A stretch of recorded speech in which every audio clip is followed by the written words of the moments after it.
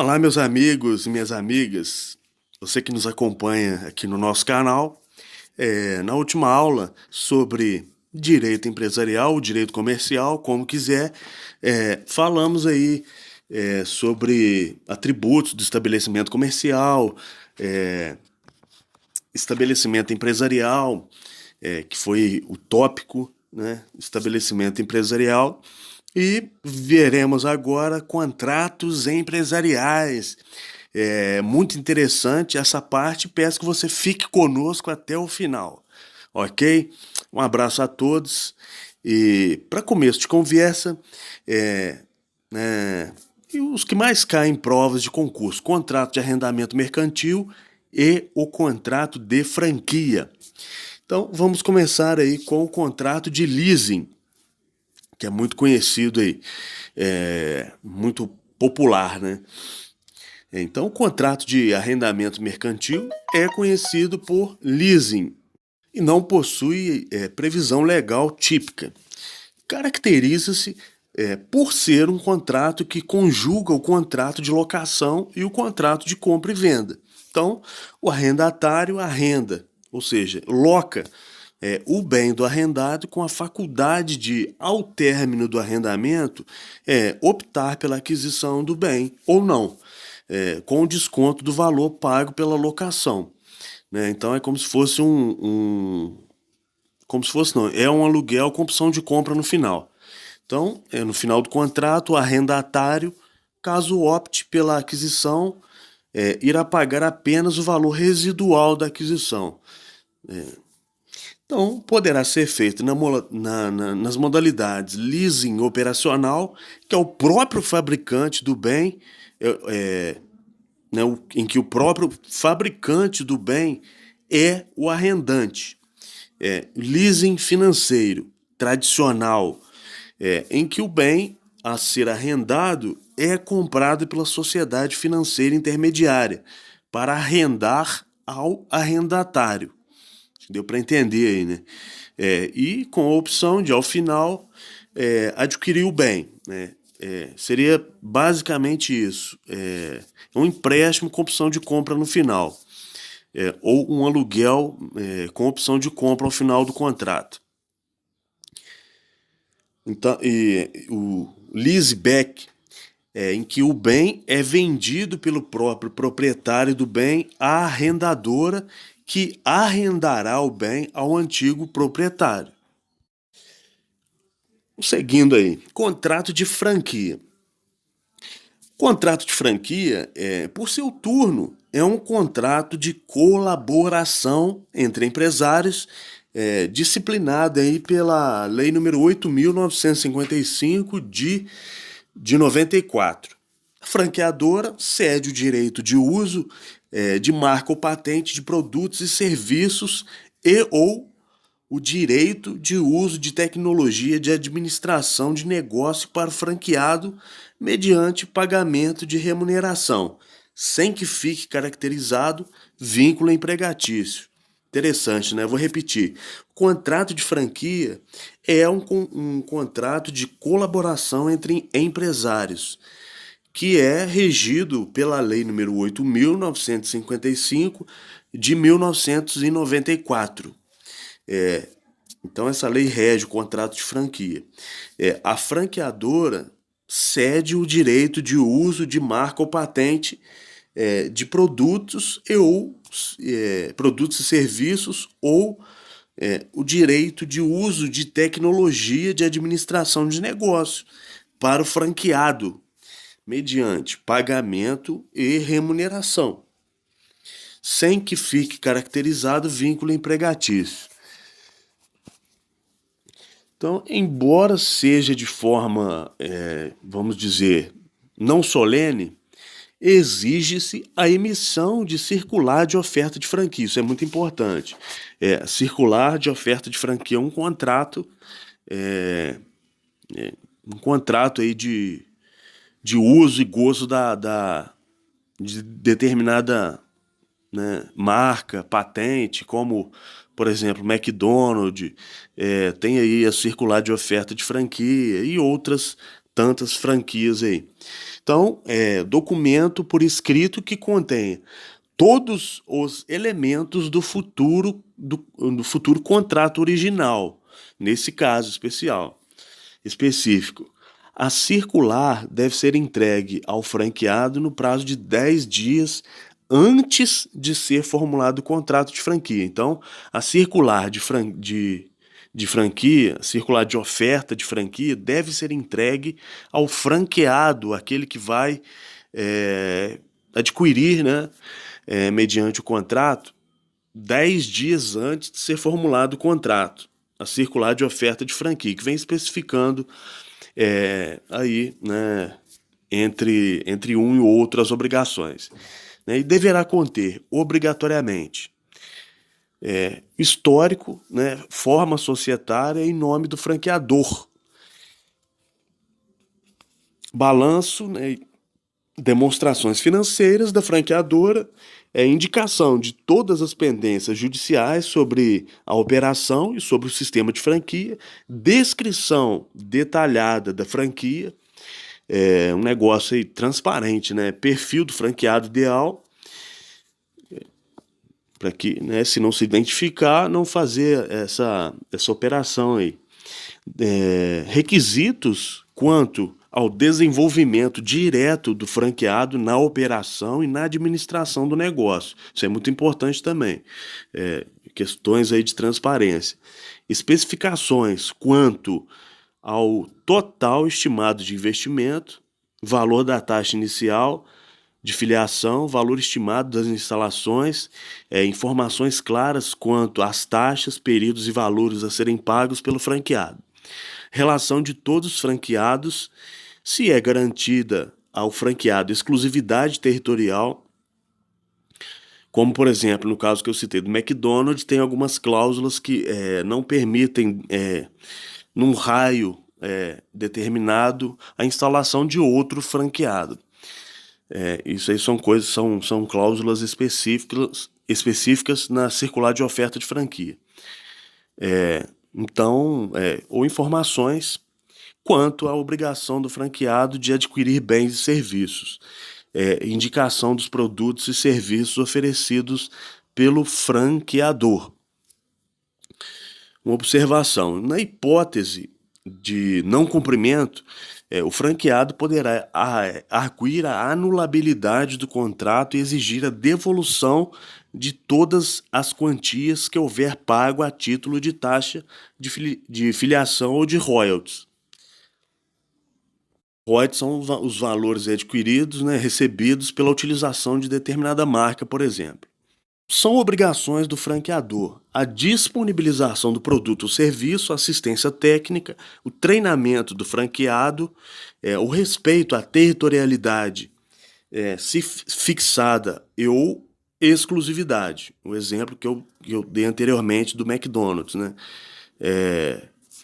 O franqueado é obrigado ao pagamento de remuneração à aquisição dos produtos do franqueador, à obediência às suas instruções e submissão à sua supervisão, a manutenção da confidencialidade a respeito dos métodos comerciais, dentre as demais condições contratadas.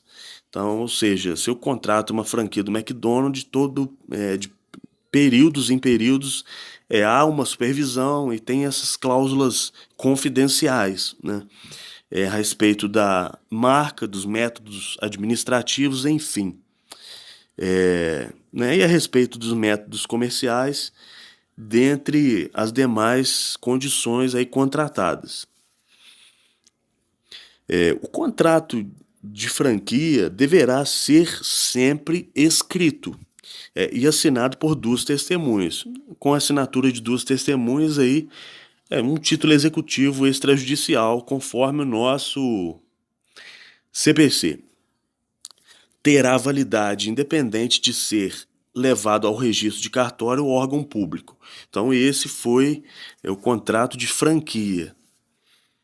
Contrato de corretagem. O contrato de corretagem está disciplinado pelos artigos 722 e seguintes aí do Código Civil.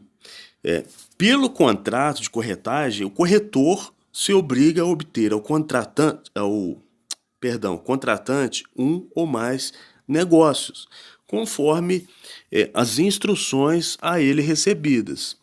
Então, por apenas mediar o negócio, o corretor somente responde por perdas e danos, né? E não prestar ao cliente todos os esclarecimentos acerca da segurança ou do risco das alterações de valores, né, e outros fatores que possam influir no resultado do negócio. Então, responderá ainda se não agiu com diligência e prudência na execução da mediação pela qual foi contratado. O corretor receberá a remuneração se conseguiu o resultado previsto no contrato, ou se o contrato não foi celebrado em virtude de arrependimento das partes. Sua remuneração será convencionada ou, na falta, arbitrada segundo a natureza do negócio e os usos locais. Se o negócio foi iniciado e concluído pelas partes, sem a mediação do corretor, não tem remuneração devida nenhuma. Caso o negócio seja concluído posteriormente ao prazo do contrato de corretagem, ou se o prazo determinado após a dispensa do corretor será devida a remuneração do corretor se o negócio se realizou por efeitos dos trabalhos iniciais do corretor ou em decorrência de sua mediação. Então, poderá, entretanto, ser estabelecido por contrato escrito exclusividade do contrato de corretagem.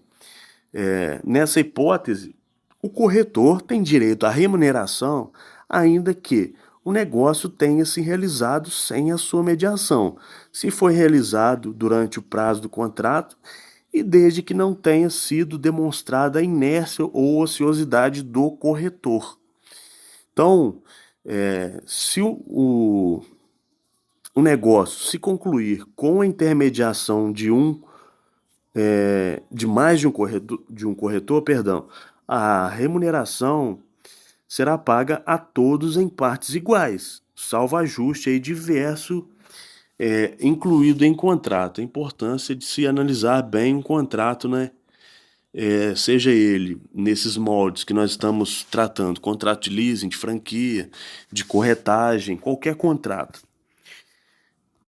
Contrato de abertura de crédito. No contrato de abertura de crédito, uma instituição financeira se obriga a disponibilizar a seu cliente determinada quantidade de recursos financeiros durante determinado tempo ou por prazo indeterminado. Pela utilização dos recursos, o cliente contratante se obriga a um montante acrescido de juros e correção monetária ao final do contrato ou em prazo estabelecido. O contrato de abertura de crédito se diferencia no contrato de mútuo, conforme a disposição no artigo 1256 do nosso Código Civil. Então, enquanto no mútuo o contrato se aperfeiçoa com a transferência do dinheiro ao mutuário, na abertura de crédito, o contrato se aperfeiçoa apenas com a disponibilização dos recursos ao cliente da instituição financeira. Ainda os valores não sejam por ele utilizados. O STJ firmou o posicionamento que o contrato de abertura de crédito não é título executivo, pois não haveria um valor certo devido, meio complexo, mas simplesmente seria conferida uma possibilidade de se utilizar determinada quantia. O contrato asseguraria a disponibilização de valores e uma determinada conta. Em uma determinada conta. Uma determinada conta, os quais aí poderiam ou não ser utilizados. Então, a obrigação de pagar determinada quantia somente existiria, assim, na medida dos valores utilizados e nos termos do contrato celebrado. Como o montante devido dependeria dos valores utilizados pelo cliente da instituição financeira, não haveria liquidez para a caracterização do título executivo extrajudicial, meus amigos, meus queridos alunos. Então, ao despeito do posicionamento de parte da jurisprudência, o STJ determinou que a apresentação dos extratos bancários não supriria essa liquidez, um tanto quanto complexo aí. Por ser documento alheio ao contrato, ser produzido unilateralmente pela instituição financeira e não ter qualquer concordância do cliente contratante. Os extratos não poderiam ser considerados integrantes do título executivo extrajudicial.